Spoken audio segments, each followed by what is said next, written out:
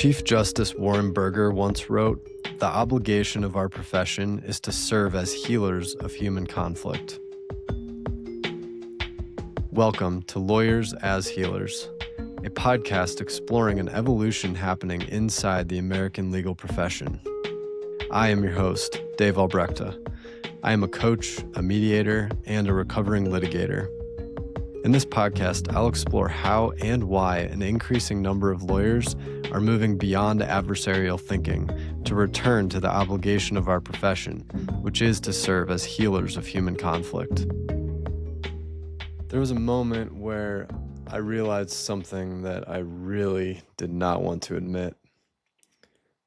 The career I had built, the practice I had built, my role as a lawyer, it no longer fit the person that I was becoming in my life. This episode's about what happens when you finally stop ignoring signals that that might be the case. As I've said in previous episodes, I spent 10 years litigating in my own practice, about 4 or 5 years before that as a law clerk. And I built over those 10 years what looked like on paper to be a very successful practice. We had good cases, we had good success. Our clients were largely happy with the work we were doing. But I was experiencing a significant amount of anxiety constantly, even on vacation, even on the weekends. My baseline operating system was one of worry and fear and anxiety. Fear about missing deadlines, the pressure of trying to make everything perfect and make sure everything we were doing was exactly as it needed to be done. Fear that I had missed something, fear that I wasn't doing enough. All those fears and worries were just constantly there. And at the same time, I had become a new parent in 2018, and we had our second son in 2021. And as I began to raise my kids and they got older, we were navigating conflict between them. And I found myself sitting them down when they were having a fight and talking with them about acknowledging the other person and the meaning of apologies and why we apologize and how important it is to talk to one another about how someone else's action or behavior made us feel so that they understand what happened. And it doesn't mean that anyone was right or wrong. It's just a matter of having compassion and empathy for the other person and understanding. And apologies are a big part of that. I would inevitably get responses from my kids of, well, I didn't do it. And we have this kind of gut reaction that apologies are an admission of guilt, to put it in legal terms. And I had a lot of conversations with them about how that wasn't the case. And apologies aren't about you admitting something. It's about acknowledging what the other person is going through and your role in that. So that was becoming increasingly more commonplace in my life. And as kids do, they help you see who you really are. And I was beginning to realize in those moments these values that I held very dearly and that I think are a really important part of being a human and being in society. And then I was going to work and putting on my costume and my lawyer facade and doing the complete opposite for adults.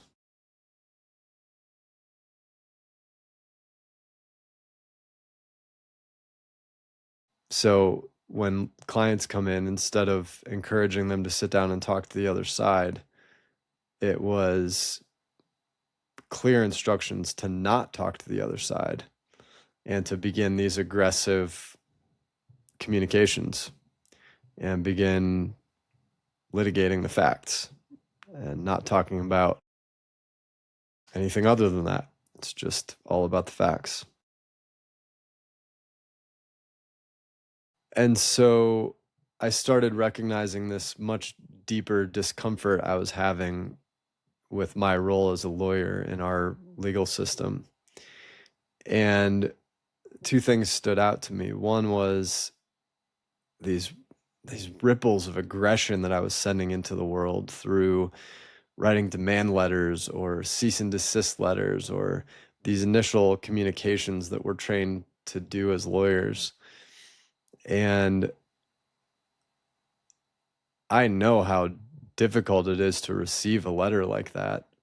And I'm the one writing it and sending it out. And so I know every time you send one of those letters, those kind of angry, aggressive, not necessarily angry, but definitely aggressive letters to an opposing counsel or to an opposing party, threatening them with a lawsuit, that's a huge deal, and it ripples out into that person's life, and it affects how they're showing up, and it affects their family, and it affects, oh, just really, I mean, they're more than ripples. These are waves that I felt I was sending into the world, and it's not who I wanted to be. It's not the impact I wanted to be having on the world. That's not the contribution I wanted to be making to my community.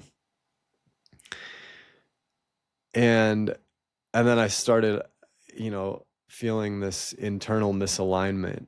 Obviously, that those two examples start to bring that out. This isn't who I am, and it's not who I want to be showing up as in the world. And so I just really started noticing and feeling that who I was being, my role as a lawyer, is not the way I wanted to be showing up in the world. It's not the behavior I wanted to be modeling for my kids. I didn't want to be constantly stressed out and worried and anxious about my caseload. It was preventing me from being present with my family. It was causing me physical discomforts. My body was yelling at me to stop. And so all these questions begin to come up, but I certainly didn't have any answers. And for the most part, I didn't even think there was a solution. I spent a lot of time trying to manage my stress and anxiety, meditating and acupuncture and energy work and getting outside into nature as much as I could and camping and hiking, all those things, which are great, and they're very helpful. But I would always return and come back to work, and it's all just still there. And the work that you do to manage it, certainly, it's just a band-aid. It covers it up for a little bit, but it doesn't heal it, doesn't make it go away. And so in the summer of 2023, I had an opportunity to do a therapeutic psilocybin journey, which I did, and was an amazing, mind-blowing experience. And that experience didn't answer any questions for me. It did raise, I think, more questions. And primarily what it did was it made those questions and this underlying discomfort I was feeling really impossible to ignore any longer.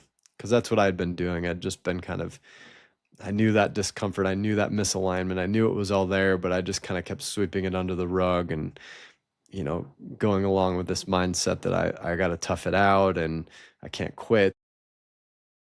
I'm not a quitter.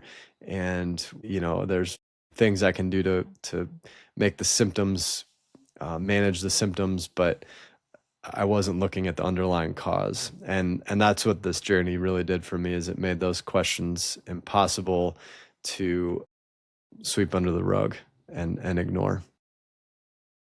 And so I did the journey on a Friday night, and I did some integration work over the weekend, but I had a full day at work on that following Monday, which I now know is if you ever do one of these, give yourself plenty of time to integrate.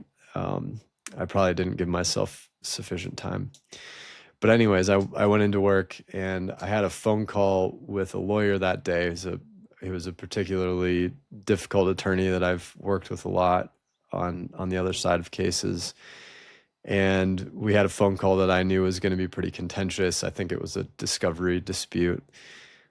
And over the years, I'd put together a little routine that I would do before particularly challenging phone calls or hearings or whatever. And I would just do a quick, 5 or 10 minute meditation and do some grounding and breath work and set my energy and just get grounded for the phone call.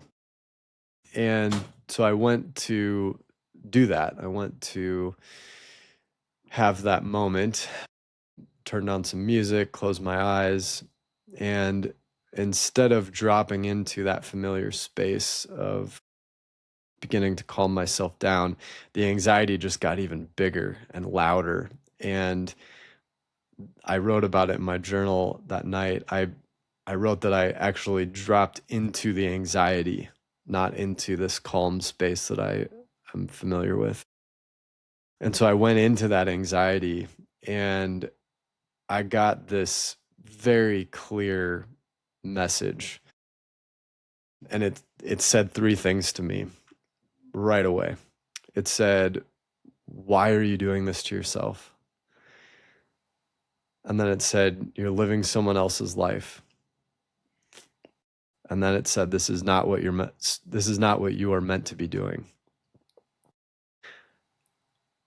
And I then got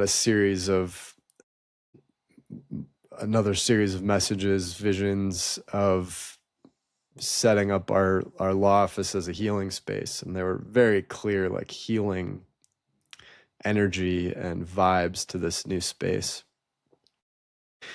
And I just remember thinking, then the phone started ringing and I had this phone call and I got home that night and I told my wife, I think I've got to stop. I think I have to quit. I got this really loud message that I can't keep doing this to myself. And I just remember thinking it wasn't just anxiety. This was something obviously much bigger than that was trying to get my attention. So I had this experience, and you could call it a lot of things. You could call it intuition. It was clearly messages from my body. It was a very somatic experience. There was definitely, I felt a spiritual element to it. And what became abundantly clear that day and that evening was that I couldn't keep putting my body through the stress of being a litigator.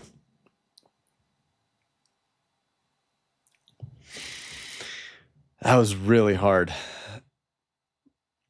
It was really hard for me to accept, but I wasn't quite there yet. In the initial days, I was just really focused on, so what?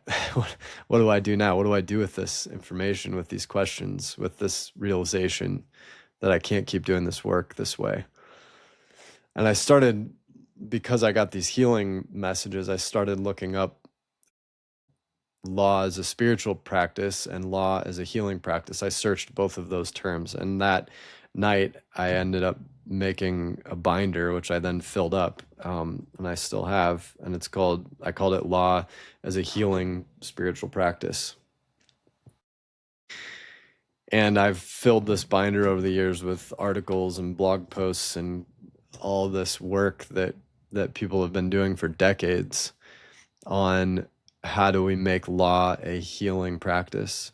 And sometimes people are looking at how do we make the practice of law a spiritual practice.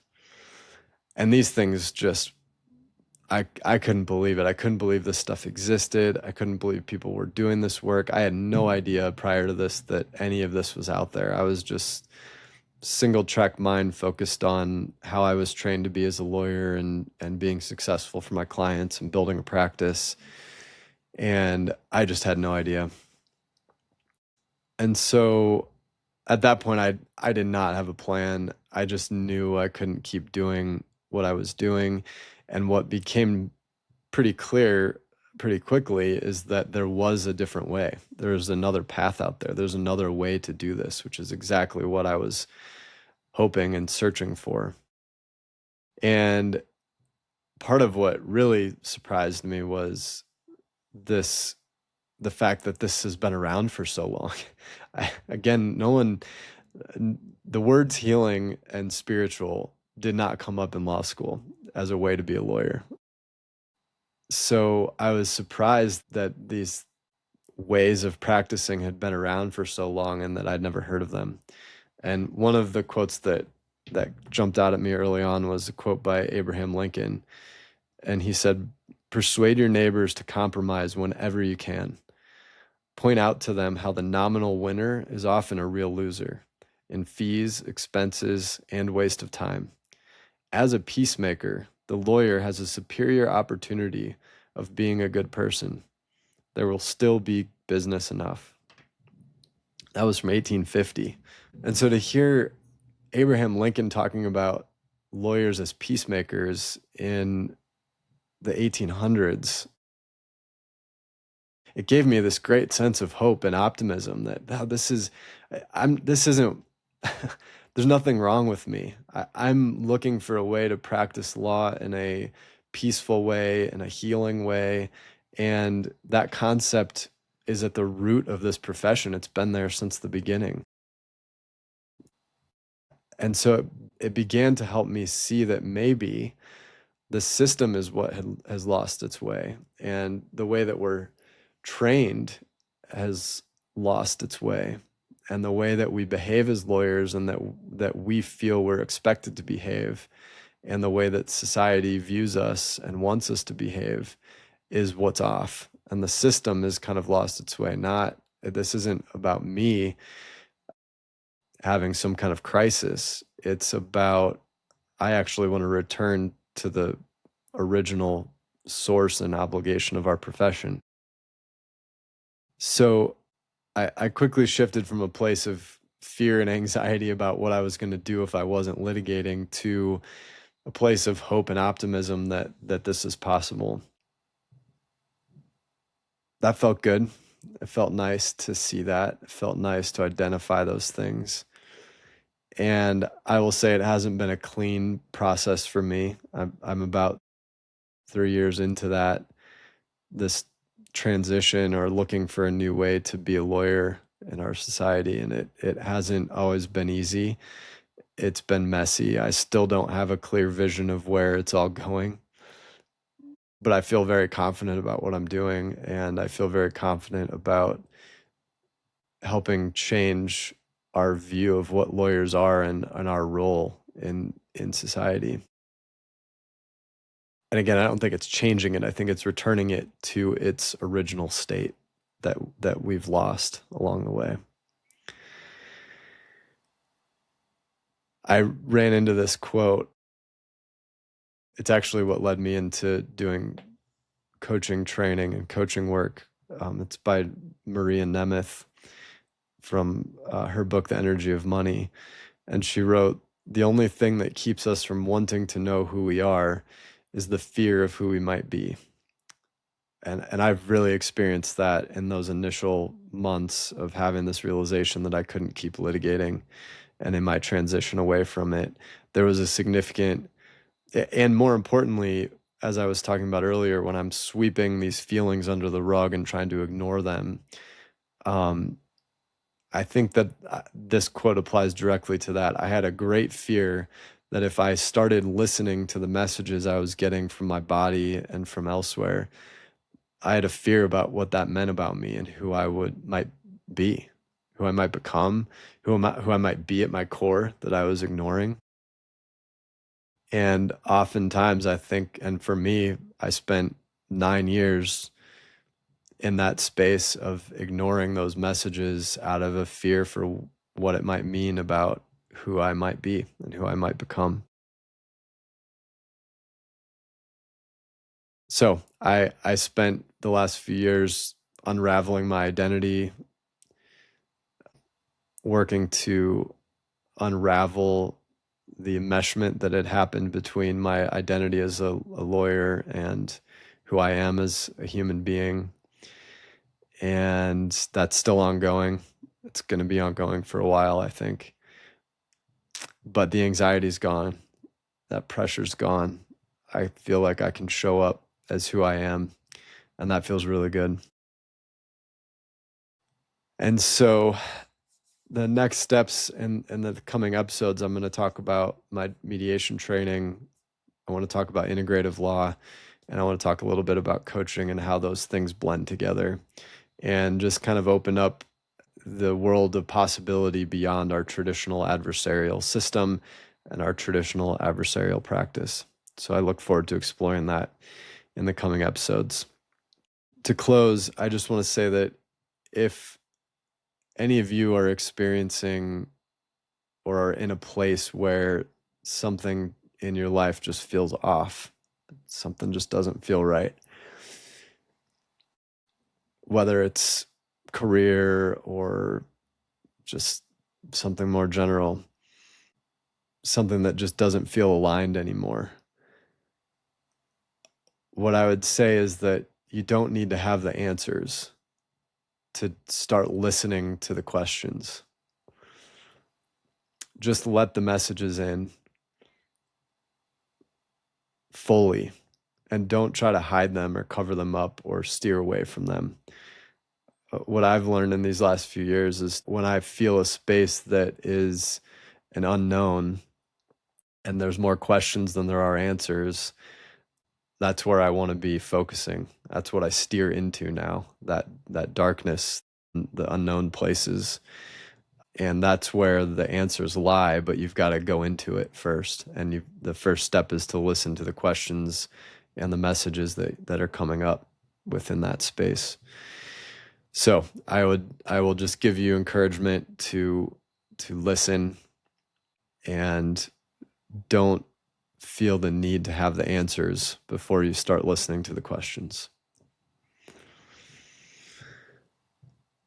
So thank you again for joining me. I really appreciate you spending time with my podcast, and life is busy, and spending 20 minutes with me listening to my story is extremely meaningful to me. And I know at this point it's just been me talking, but it really feels like a dialogue and an energy exchange. And I just want to tell you how much I appreciate you spending the time with me to consider these new ideas or these new versions of old ideas.